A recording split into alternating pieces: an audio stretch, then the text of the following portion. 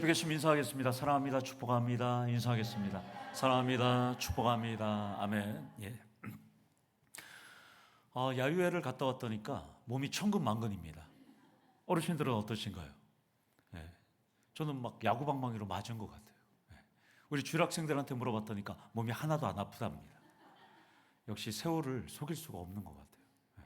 제가 이런데 우리 어르신들은 얼마나 힘드실까요? 예. 고생하셨습니다. 이번에는 추억으로 떠나는 경주 여행이었는데 다음에는 추억으로 떠나는 부산 여행이 될지도 모릅니다. 예. 예. 거울을 화장하면서 아내가 갑자기 울기 시작했답니다. 막 엉엉 울었대요. 그래서 넷플릭스를 보던 남편이 깜짝 놀라서 여보 왜 울어? 그러니까 여성이 이러는 거예요. 화장하면서 여보 이 거울을 보니까 내 얼굴이 점점 늙어가고 있어서 이 주름살은 어떻게 하지? 너무나 슬퍼서 울었답니다. 그래서 남편이 뭘 그런 걸 갖고 그래? 나는 당신 그 얼굴을 매일 보고 있어. 나는 얼마나 힘들겠어. 당신은 거울에서 한 번밖에 안 보잖아. 나는 매일 봐. 난 너무 힘들어. 위로였을까요? 악담이었을까요? 40대가 지나면 상면 악부부터 시작해서 중면 악부에서 하면 악부까지 점점 노화가 진행된답니다.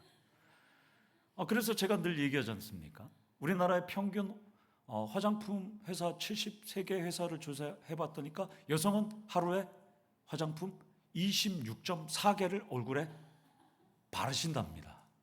남성은 13.6개. 저는 한 개밖에 안 바르요. 스킨밖에 안 바르는데. 그래서 여러분들 보면 기능성 화장품에서 기초 화장품에 색조 화장품까지 우리 어떤 집사님은 하루에 13개를 바르신답니다. 네. 네. 성함을 얘기하면 안 돼요. 네. 교회 안 나올 줄 몰라요. 네. 이렇게 화장품을 쓰는 이유는 우리는 노화를 억제하기 위해서 사용하지 않습니까? 어떻게든 젊음을 유지하려고 우리는 화장품을 바릅니다.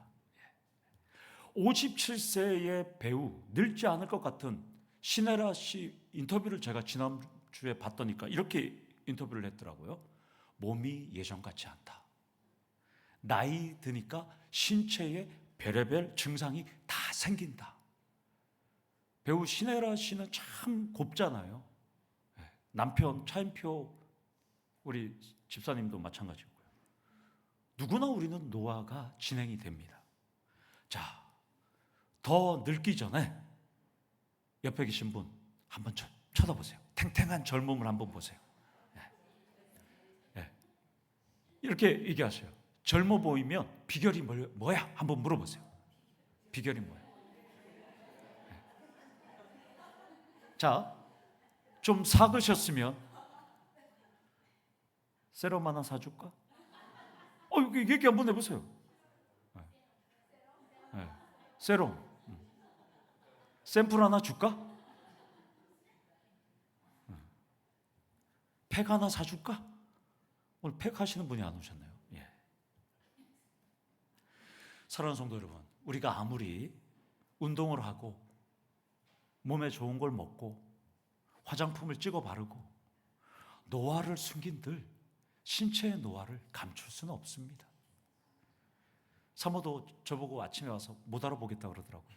너무 타서. 서글프지만 사람은 나이를 먹을수록 노화는 피할 수가 없습니다. 그리고 누구나 하나님 앞에서 서는 인생의 마감의 시간이 분명히 우리는 있다는 것입니다. 바울 서신이 다 어렵다고 다 말합니다. 빌립보서도 참 딱딱해요. 마지막 인사 부분까지 제가 왔잖아요. 어쩌게 왔어요. 세 절이 남았어요. 제가 이런 말을 안 하려고 했는데 고민했어요. 그냥 슬쩍 넘어갈까? 여기까지 온 것도 힘들었는데 이 세 절을 과연 어떻게 설교를 할까? 3주를 제가 고민했어요. 3주를.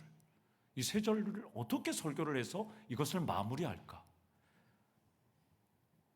묵상을 통해서 하나님께서 주신 깨달음은 누구나 사랑하는 가족들과 성도들과 인생의 이별을 나눌 때가 있다는 겁니다. 그때에 할 말, 그때에 내가 자랑할 수 있는 말을 해야 된다는 것이 하나님께서 저에게 주신 깨달음이었습니다. 그래, 그러면 내가 인생의 마지막에 도달했을 때 나눌 수 있는 말, 그리고 내가 나눌지 않아도 내가 떳떳한 인생 성도의 신앙은 무엇일까? 그것을 오늘 설교를 준비했습니다. 본문은 로마 감옥에 있던 사도 바울이 제2차 선교 여행 중에 유럽 최초로 세운 빌립보 교회에 대한 성도들에게 전했던 메시지의 마지막 부분입니다. 결론입니다. 이제 사도 바울과 빌립보 성도들은 더 이상 소통할 수 없습니다. 그런데 여러분들도 바울이 쓰신 이 성경, 서신이 총 13권의 서신인데 서신을 보면 대부분 다 따뜻한 사랑의 말로 마무리합니다. 우리 다 같이 고린도전서 16장 24절, 사도 바울이 고린도 교회에 대한 말을 어떻게 마무리했을까요? 우리 한번 읽어보도록 하겠습니다. 시작. 나의 사랑이 그리스도 예수 안에서 너희 무리와 함께 할지어다. 아멘. 그러면 고린도후서는 어떻게 마무리할까요? 고린도후서 13장 13절 말씀을 한번 읽도록 하겠습니다. 시작. 주 예수 그리스도의 은혜와 하나님의 사랑과 성령의 교통하심이 너희 무리와 함께 있을지어다. 아멘. 계속 사랑 나오죠. 자, 그러면 에베소서 6장 24절 말씀을 한번 읽도록 하겠습니다. 시작. 우리 주 예수 그리스도를 변함없이 사랑하는 모든 자에게 은혜가 있을지어다. 아멘. 사랑, 은혜. 오늘 그래서 23절도 주 예수 그리스도의 은혜가 너희 심령에 있을지어다. 바울은 모든 서신을 따뜻한 사랑과 은혜의 말로 마무리하는 습관이 있었습니다. 이것은 예수 안에 있다면 당연히 해야 할 말입니다. 따라서 믿음의 사람은 하나님 나라 가기 전에 인생의 마지막을 바울 사도와 같이 따뜻한 사랑과 은혜와 축복의 말을 나누는 수준이 되셔야 한다는 것입니다. 왜냐하면 여러분과 저는 언제 하나님 앞에 갈 줄을 몰라요. 정해진 운명이 아니잖아요. 언제 우리가 어떻게 될지 모르잖아요. 그건 하나님만 아시잖아요. 그렇기 때문에 우리는 하나님 앞에 언제 갈 줄 모르기 때문에 맨날 싸움닭으로 살면 안 돼요. 맨날 벽창으로 살면 또 안 되는 것이죠. 그리고 맨날 불만자로 살아가면 또 안 된다는 겁니다. 힘들어도 잘 될 거야.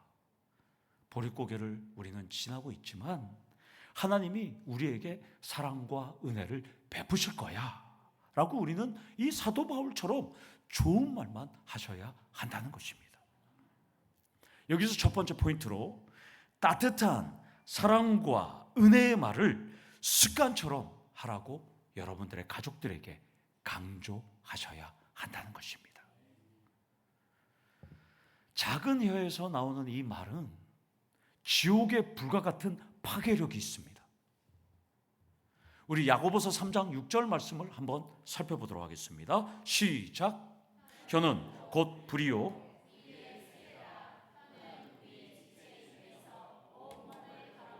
삶의 수레바퀴를 불사르나니 그 사르는 것이 지옥불에서 나오니라. 우리 입에서 나오는 이 혀에서는 말이 지옥불과 같다고 지금 야고보는 말합니다. 그래서 야고보서 사도는 야고보서 3장 23절에 이렇게 말합니다. 시작. 우리가 다 실수가 많으니 만일 말에 실수가 없는 자라면 곧 온전한 사람이라. 말이나 글은 우리 혀에서 나오지 않죠. 어디서 나올까요? 마음에서 나옵니다. 마음에서. 그 사람의 마음에 가득한 생각은 이 글과 입에서 나온다는 것이죠. 그러니까 어떤 생각을 하는 것이 우리에게 가장 중요합니다. 비난, 비평, 불평, 불만, 퉁명스러운 말, 이 모든 것이 우리 마음에서 나옵니다. 따라서 여러분들은 여러분들의 자녀, 여러분들의 가르치는 가족들, 또 여러분들의 모든 사람들, 여러분 마음에서 어떤 생각을 갖는 것이 매우 중요한 것입니다. 따라서 오늘 첫 번째 포인트처럼 습관적으로 우리 자녀들 또한 여러분들의 이웃들에게, 여러분들 가족들에게 습관적으로 좋은 말을 하라고 여러분들이 가르칠 줄 아셔야 한다는 것입니다. 신학적인 메시지가 강한 갈라디아서를 제외하면 로마서나 고린도전서나 에베소서나 골로새서를 보면 전부 개인적인 문사가 나와요. 문안 인사가 나와요. 쉽게 말하면 누구누구 이렇게 이름까지 나옵니다. 그러나 본문은 개인적인 문안 인사가 나오지 않아요. 왜 안 나올 거예요? 바울은 로마서에도 보면 가이오의 집에도 문안하고 다양한 사람들에게 문안합니다. 그런데 오늘 왜 사도 바울은 이 빌립보서 성도들에게는 왜 모든 성도에게 문안한다고 할까요? 이 문안하다라는 아스파존타이라는 이 헬라어 단어는 영어로 말하면 그리트, 인사하다 이런 뜻이에요. 그러니까 사도 바울은 인사한다 이런 뜻입니다, 지금. 그런데 왜 사도 바울은 유독 빌립보 교회 성도들에게만 그냥 모든 성도에게 그리트, 안부를 전할까요? 두 가지로 추측이 됩니다. 이유가 하나는 빌립보 교회는 파당을 짓고 있었잖아요. 요디아파와 순두개파가 있었잖아요. 서로 싸우고 있었어요. 그러니까 만약에 사도 바울이 순두개 잘 있니? 요디아 잘 있니? 이 말만 하면 서로 그래 봐라, 사도 바울이 우리에게만 인사하잖아, 나한테도 인사하잖아, 서로 파당을 짓고 싸울까 봐 사도 바울은 지금 뭉땅거려서 그냥 한 성도들에게 지금 인사하고 있습니다. 그러니까 내분을 염려했다는 것입니다. 또 하나는 바울은 그리스도 예수 안에서는 모든 성도가 한 지체고 하나이기 때문에 나를 알든지 나를 모르든지 모두 성도로 문안하고 있다는 것입니다. 그래서 바울은 1장 1절에서도 이렇게 말합니다. 모든 성도에게 은혜와 평강을 기원한다 라고 합니다. 따라서 사랑하는 성도 여러분, 우리는 그리스도 예수 안에서 모든 성도를 마음에 품어야 한다는 것입니다. 그러니까 오늘 여기서 우리가 도전받아야 할 것은 수십 년 동안 신앙생활을 한 사람들하고 가깝더라도 오늘 이 시간 처음 나오신 분들, 또한 지난주 나오시는 분들, 또한 나오신 지 얼마 안 된 분들에게도 가깝게 지내야 한다는 것입니다.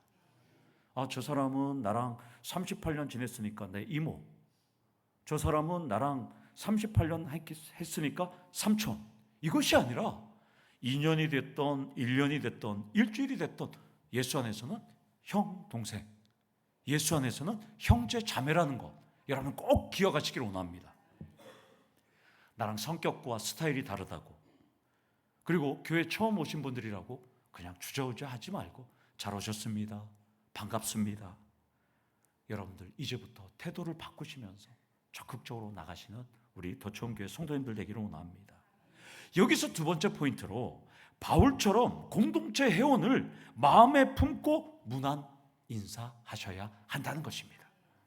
이것이 안 되면 우리도 빌립보 교회처럼 순두개나 유오디아계처럼 파벌이 형성된다는 것입니다.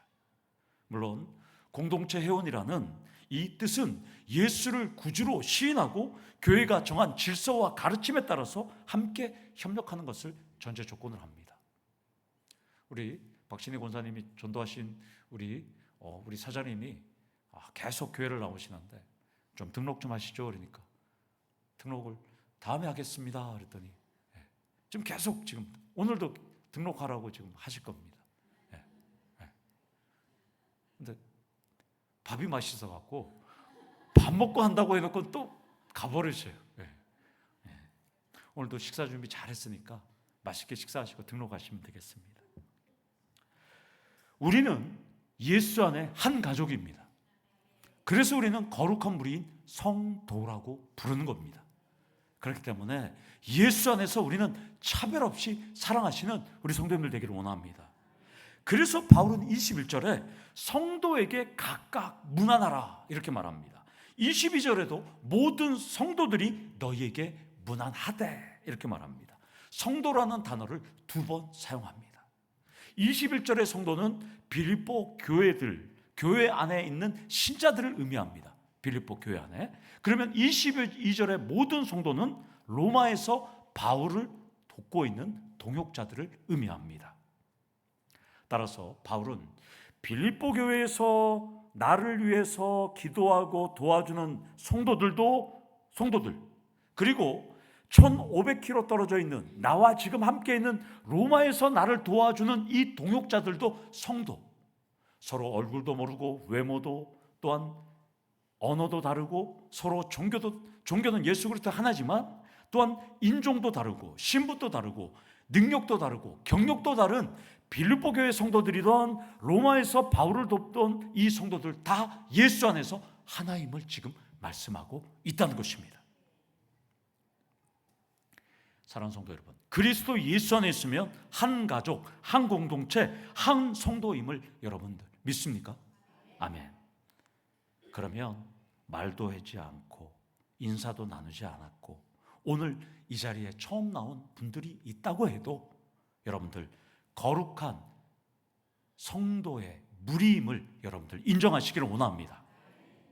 과거에 우리나라는 지옥에도 지부가 있다는 3대 패밀리가 있어요. 여러분 아세요? 우리나라의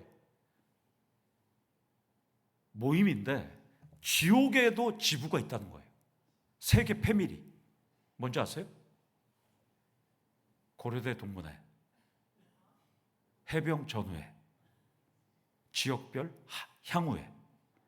얼마나 끈끈한지 이 3개 모임은 우리나라의 3대 패밀리라고 불러요.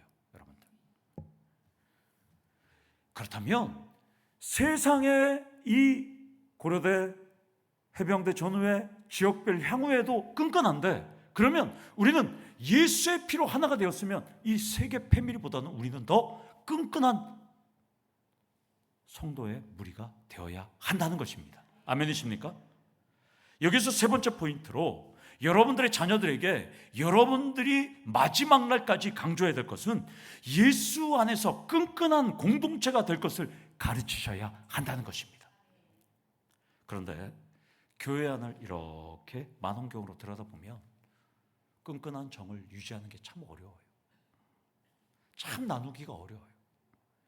예수의 사랑을 실천한다고 하면서도 왜 정을 이렇게 나누기가 어려울까요? 여러분들, 예수는 믿었지만 우리 안에는 여전히 죄성이 꿈틀거리기 때문입니다. 우리가 예수를 믿어서 한 성도가 된 것은 분명하지만 때로는 우리는 말도 실수하고 허물도 보이고 또한 상처도 보여요. 또한 먼저 만난 사람은 나랑 먼저 아는 사람, 나중에 만난 사람은 조금 덜 나중에 만난 사람, 차별을 하게 되어 있어요. 우리 안에서. 이것을 우리가 넘어서야 돼요. 이걸 넘지 않으면 우리는 많이 힘들어요. 어저께도 우리 교단에 해맞이 그린빌 아파트 앞에 1차 아파트에 큰사랑교회 목사님 오셨어요. 저한테 이런 얘기했어요. 성도가 20명도 되지 않대요. 근데 저한테 이래요. 목사님, 제가 제일 힘들었던 게 뭐였는지 아세요?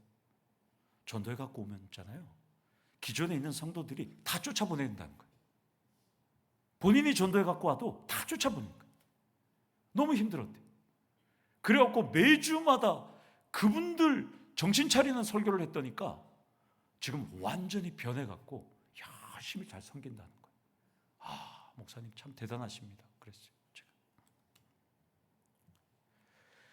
예수 안에서 우리는 끈끈한 정을 누려야 됩니다. 실수와 허물과 상처는 있을 수가 있어요. 그러나 내가 우리 교회에서 오랜 세월 신앙생활을 했다면 나의 모든 것을 내려놓고 새로운 성도들을 잘 섬기셔야 돼요. 그것이 우리가 할 역할이에요. 먼저 믿은 자로서. 자, 그러면 어떤 삶을 살아갈 수 있을까? 이 우리의 도전에, 우리의 질문에 21절 하반절에 답이 있습니다. 바울은 자신과 로마에 함께 있는 사람들을 형제라고 불렀어요. 형제는 같은 부모에게서 태어난 존재가 형제입니다. 우리도 형제일까요? 아닐까요? 형제죠. 우리는 예수 안에서 하나님 아버지로부터 태어난 한 형제들이지 않습니까? 자, 우리 다 같이 마태복음 12장 50절을 한번 살펴보도록 하겠습니다. 시작. 누구든지 하늘에 계신 내 아버지의 뜻대로 하는 자가 내 형제요 자매요 어머니이니라 하시더라. 아멘. 출산율 0.7명 핵가족 시대에 친형, 친누나, 친이모, 친고모, 친매형, 친조카, 아니죠, 친처남 한 명도 없습니다. 자, 여러분들 자녀들 아들만 둘이면 고모 없잖아요. 친고모 없잖아요. 친이모도 없잖아요. 아들 하나에 딸 하나 있어도 친고모 한 명 있지만 이제 이모는 없잖아요. 작은아버지, 큰아버지도 없잖아요. 최소한 4명을 낳아야 되는데 아들 둘에 딸 둘을 낳아야 친고모, 친이모, 친매형, 친큰아버지, 작은아버지가 있습니다. 지금 우리 세대는, 지금 자라는 세대는 친고모, 친이모, 친매형 없습니다. 사촌 매형, 육촌 삼촌, 팔촌 이모. 자, 이제 대한민국이 이렇게 됐습니다. 이제는 예수 안에서 친형제가 되셔야 되는 것입니다. 자, 옆에 계신 분들한테 한번 얼굴 한번 보시기를 원합니다. 내 형제요, 내 자매요, 내 어머니라고 부를 수 있을까요, 여러분들? 그저 웃기만 하죠. 지난해 제가 부임 설교 때 우리 천국 가면 다 형이고 동생이고 다 형제야 이랬더니까 지금 고등학교 1학년 된 현도가 저보고 재용이 형이라고 불렀어요. 저보고 형이래요. 설교를 아주 잘 들은 거예요. 물론 아직 천국이 아니니까 목사님이라고 부를 거예요. 직분에 따라서 여러분 호칭하면 되지만 천국에 가면 리은이도 엄마가 아니에요. 언니예요, 언니. 천국에 가면 우리는 예수 안에서 다 같은 형제입니다. 같은 형제인데 여기서 싸울 필요가 없지 않습니까? 네 번째로 여러분들 자녀들에게 예수 안에서 친밀한 형제임을 알려주셔야 한다는 것입니다. 그러니까 오늘 새로운 분들이 오셨으면 오, 나의 형제님, 오, 나의 자매님 하고 반갑게 맞이해 주셔야 한다는 것입니다. 반갑게 맞아주시지 않으면 아빠한테 일러 주시면 됩니다. 하나님 아버지, 도대체 담임 목사님께서 가정교육을 어떻게 시켜서 왜 형제 자매라고 안 합니까? 기도하셔야 되는 것이죠, 여러분들.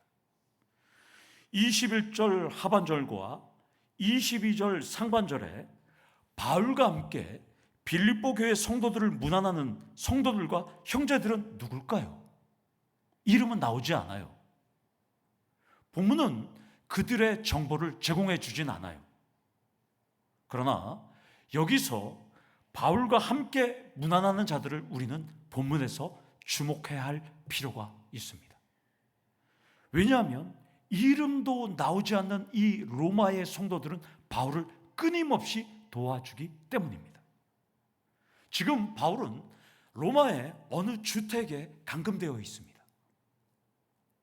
병사들은 지금 로마에서 도망가지 못하게 바울을 지키고 있습니다. 그런데 지금 보니까 바울은 복음을 계속 가르치고 있어요. 복음을 전하고 있어요. 그러면 지금 도대체 바울 옆에서 지금 함께하는 이 성도들은 과연 누굴까? 바울은 지금 재판을 기다리는 몸이에요. 언제 죽을지를 몰라요. 그런데도 지금 바울 옆에는 수많은 사람들이 있어요. 이것을 보면 바울은 로마에서 신학교처럼 성경대학 또한 사람들에게 예수 그리스도의 복음을 가르치고 있었다는 것입니다. 따라서 바울은 혼자 사역한 것이 아니라 지금 수많은 사람들이 바울과 함께 이 로마에서 가르치고 있고 함께 협력하고 있다는 것입니다. 구원은 예수를 믿는 개인의 믿음이야 하지만 믿음 이후에는 공동체가 반드시 필요하다는 것을 지금 의미합니다. 믿음을 나누고 협력할 동료가 반드시 필요하다는 것을 본문은 증언합니다. 따라서 여러분들은 다섯 번째로 자녀들과 믿음의 후배들에게 천국까지 함께하는 믿음의 동료의 중요성을 전하셔야 한다는 것입니다. 그러니까 제가 수요일에도 설명드렸죠. 외톨이 신앙을 무슨 신앙인이라고요? 혼자 다니는 분들? 참회 신앙이라고 제가 그랬잖아요. 혼자. 그러나 혼자서 다니는 신앙인들 말고 교회 안에서는 나를 붙잡아주는 권사님, 나를 붙잡아주는 집사님, 나를 붙잡아주는 성도님들이 반드시 10명 이상은 있어야 됩니다. 오늘 내가 더치원 교회를 다니는데 나를 붙잡아줄 분들이 9명 있다. 그럼 1명 더 만드셔요. 나를 붙잡아줄 분이 1명 있다. 그러면 9분을 더 만드셔야 돼요. 제가 연말이 가기 전에 묻겠습니다. 여러분들에게. 여러분들이 상담하고 여러분들이 붙어줄 분 10명 있습니까? 없으면 제가 반드시 만들으라고 제가 말씀드릴 테니까 여러분들도 함께 천국까지 나랑 함께 가실 분 몇 명이에요? 10명, 반드시 10명 만드셔야 돼요. 흔들릴 때마다 그 10명에게 여러분들이 묻고 기도해달라고 그러고 함께 가셔야 되는 것이죠. 믿음의 동료가 있고 없고가 매우 중요합니다. 여러분들 22절 하반절을 보면 특히 가이사의 집 사람들 중 몇이니라. 원문을 보면 가이사의 집에 속한 사람들입니다 이런 뜻이에요. 지금 그러니까 가이사 로마 황제의 친척들까지 지금 사도 바울을 돕고 있다는 거예요. 또한 로마 황제의 종들까지 사도 바울을 돕고 있다는 거예요. 여러분 생각해 보십시오. 2000년 전에는 로드 주가 로마 황제였어요. 가이사였어요. 그런데 이때 주가 가이사인데 지금 이들은 예수를 주로 섬기고 있다는 거예요. 죽을 각오를 하고 사도 바울과 협력하고 있다는 거예요. 따라서 가택연금되어서 오늘 내일 죽을지도 모르는 이 사도 바울을 가이사의 종들이나 가이사의 친척들이 사도 바울을 돕고 있어요. 여러분들도 마찬가지입니다. 여러분들도 힘들고 어렵고 여러분들이 낭망하고 절망할 때 여러분 곁에서 사도 바울처럼 도와주는 협력자들이 반드시 있어야 한다는 것입니다. 사랑하는 성도 여러분, 그분들이 있어야 여러분들 천국까지 흔들리지 않고 갈 수 있다는 것입니다. 새로운 새가족들이 나왔는데 새가족들이 먼저 여러분들에게 다가갈 수가 없어요. 그렇다면 오늘 두 분이 새롭게 등록하셨는데 여러분들이 먼저 다가가서 제 누군데요? 10명 중에 한 사람으로 저를 기억해 주십시오 라고 인사하셔야 되는 거예요. 오늘 나오신 분들에게. 그래야 그분들이 힘을 얻죠. 물론 여러분들이 성함을 얘기해도 이분들은 잊어버려요. 그러나 먼 훗날 시간이 지나면 여러분들이 다가와서 인사하면 다 반가워할 겁니다. 오늘 또 새가족 나오신 분들에게 제가 1번이 되기를 원합니다. 1번이 있습니까? 그러면 저는 2번이 되기를 원합니다. 그렇게 나누시는 우리 성도님을 되기를 원합니다. 23절을 보면 주 예수 그리스도의 은혜가 너희 심령에 있을지어다 이렇게 축복을 기원합니다. 심령, 영을 뜻하는 퓨뉴마란 뜻이에요. 우리의 심령이란 단어를 쓰면서 그리스도의 은혜가 우리 마음에 충만할 때 우리는 승리할 수 있다고 사도 바울은 지금 말씀합니다.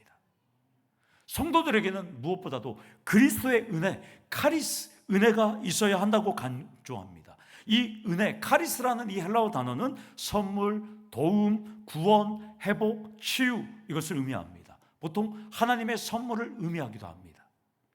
예수님은 이 땅에 하나님의 선물로 오셨습니다. 그 하나님의 선물이기 때문에 카리스라고 부르는 것이죠. 오늘 이 시간에도 여러분들이 기도하고 하나님 앞에 맡길 때, 예수님을 바랄 때 그 예수님은 여러분들에게 구원과 도움과 회복과 치유의 역사를 허락하신다는 것입니다. 바울은 예수 그리스도의 신성의 높음, 예수 그리스도의 인성, 그리스도라는 직분의 위대함 안에서 너희가 모든 것을 이길 은혜가 심령 안에 있기를 기원하고 있다는 것입니다. 그렇다면 여러분들도 여러분들의 자녀, 믿음 생활하는 모든 분들에게 그리스도의 신성, 그리스도의 인성, 직분의 위대함 속에서 그리스도의 선물이 너의 심령 안에 가득가득 넘치기를 축복하셔야 한다는 것입니다. 빌립보 교회는 당파 싸움, 이기심, 율법주의자들의 공격, 박해가, 핍박이 끊이지 않았어요. 성도들의 믿음이 흔들렸어요. 그런데 사도 바울은 그리스도의 은혜가 너희의 심령 안에 있다고 지금 축복하고 있다는 것입니다. 사랑하는 성도 여러분, 7번째로 자녀들과 믿음의 동료들과 후배들에게 인생의 마지막 날까지 예수 그리스도의 충만한 은혜 속에서 나는 살았다, 너네들도 그렇게 살기를 축복하셔야 한다는 것입니다. 이슬람은 알라를 위해서 순교하면 천국에 가면 72명의 처녀가 기다린다고 해서 그들은 순교합니다. 그래서 조그만 소년들이라도 몸에 폭탄을 메고 미군이나 이스라엘 군인 앞으로 달려갑니다. 그리고 가서 자살 폭탄 테러를 합니다. 죽어도 천국에 가면 자기를 위해서 72명의 처녀가 기다리고 있다는 은혜가 있기 때문입니다. 인간이 만든 종교인 이슬람도 천국에 72명의 여성이 기다리고 있다는 그 은혜 때문에 자살 폭탄 테러를 합니다.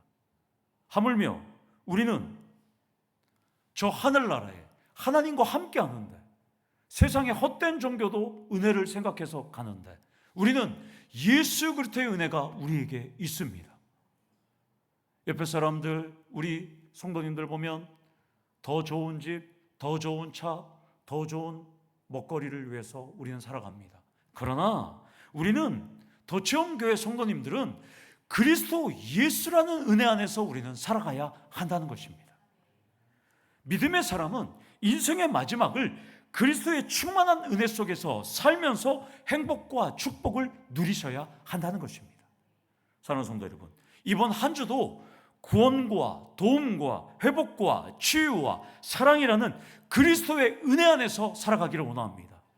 빌립보 교회 성도님처럼 여러분들도 이제 사도 바울의 이 메시지처럼 여러분들도 이번 한 주 동안 여러분의 자녀들과 여러분들을 가르치는 수많은 사람들에게 예수 그리스도의 은혜가 가득가득 넘쳐나기를 축원하시는 우리 성도님들 되기를 간절히 축원합니다. 아멘. 우리 다 같이 기도하시도록 하시겠습니다. 하나님 아버지, 감사합니다. 우리는 부족합니다. 그럼에도 불구하고 하나님께서 우리를 불러주셨사오니 그리스도의 충만한 은혜 가운데 거하시는 우리 성도님들 될 수 있도록 하나님 은혜 내려 주시옵소서. 이번 한 주 동안 어떤 삶을 살더라도 예수 안에 거하며 예수 그리스도의 은혜만 전하는 우리 더치원교회 성도님들 될 수 있도록 하나님 인도하여 주시고, 먼 훗날 하나님 곁에 가기 전까지 그리스도의 은혜와 사랑만 가득 전하는 우리 성도님들 될 수 있도록 하나님 인도하여 주시고 보호하여 주시고 섭리하시고 역사하여 주시옵소서. 예수님의 이름으로 기도드리옵나이다. 아멘. 우리 다 같이 일어나셔서